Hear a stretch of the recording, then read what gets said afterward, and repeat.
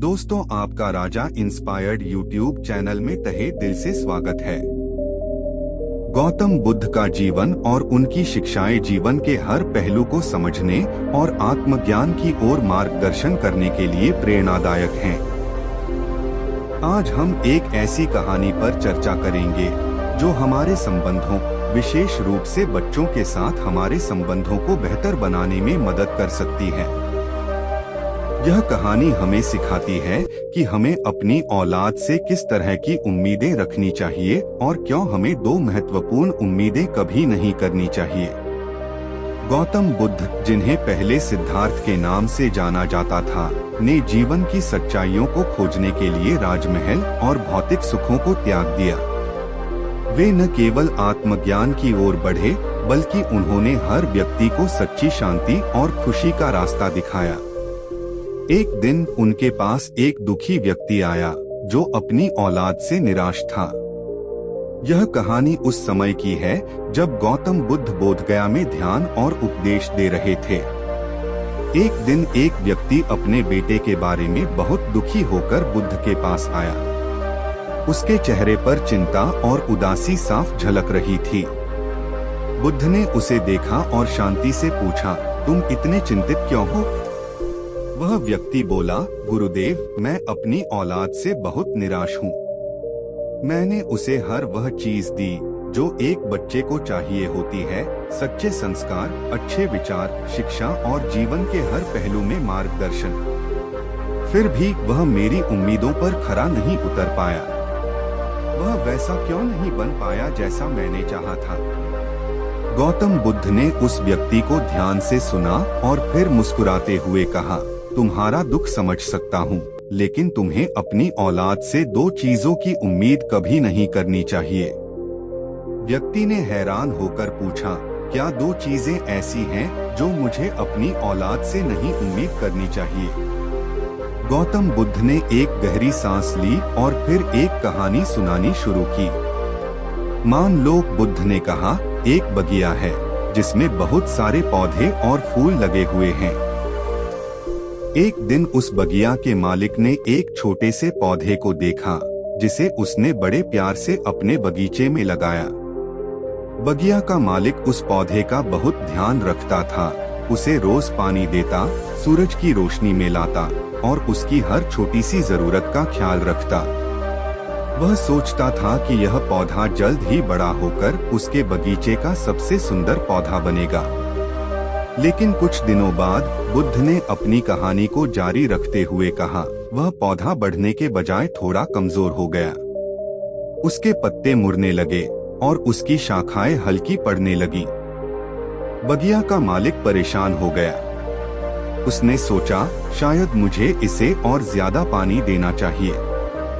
लेकिन फिर भी वह पौधा ठीक से बढ़ नहीं पाया।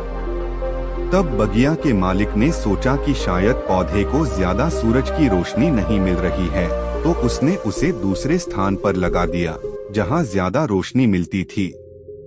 लेकिन फिर भी पौधा अपनी पूरी क्षमता से नहीं बढ़ा। बगिया के मालिक को बहुत दुख हुआ। वह सोचने लगा, मैंने इसे इतना प्यार दिया, फिर भी यह ठीक से क्यों नहीं बढ़ पा रहा? तभी एक दिन एक बुजुर्ग आदमी बगिया में आया और उसने वह पौधा देखा। वह बुजुर्ग आदमी मुस्कुराया और बगिया के मालिक से बोला, तुमने इस पौधे का बहुत ध्यान रखा है, लेकिन क्या तुमने कभी सोचा कि यह पौधा तुम्हारी तरह नहीं बढ़ सकता? हर पौधे की अपनी प्रकृति होती है।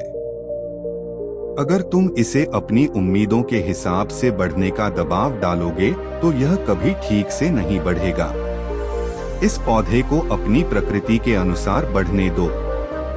बगिया के मालिक को यह बात समझ में आई। वह बुजुर्ग आदमी ने सही कहा था। पौधों को अपनी प्रकृति के अनुसार बढ़ने का मौका देना चाहिए।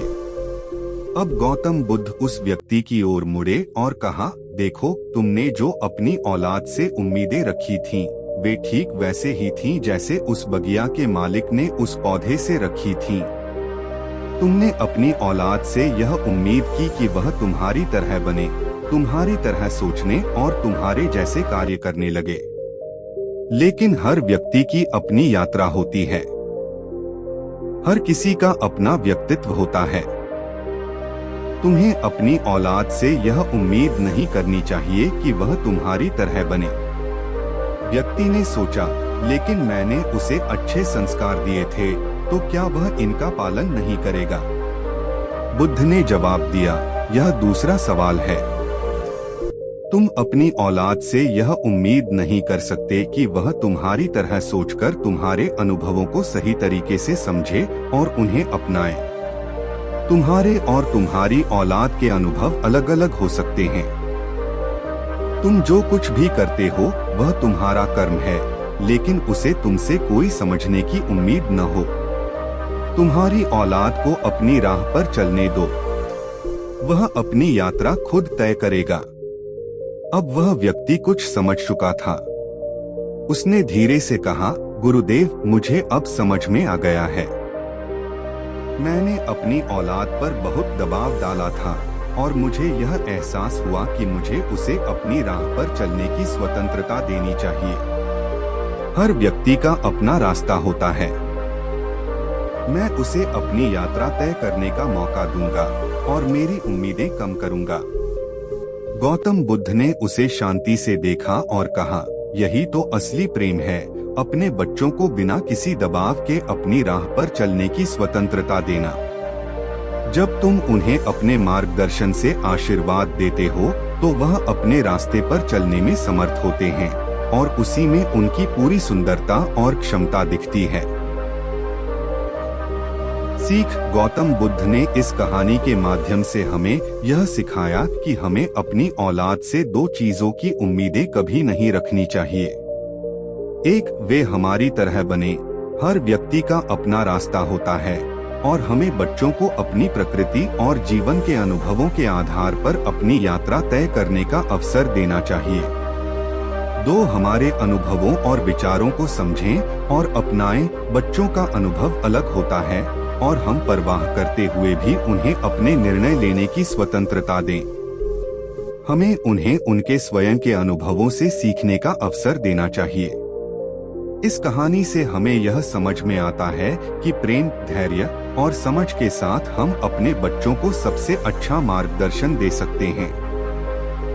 अगर आपको इस कहानी से कुछ सीखने को मिला हो तो कृपया इसे अपने दोस्तों और परिवार के साथ शेयर करें।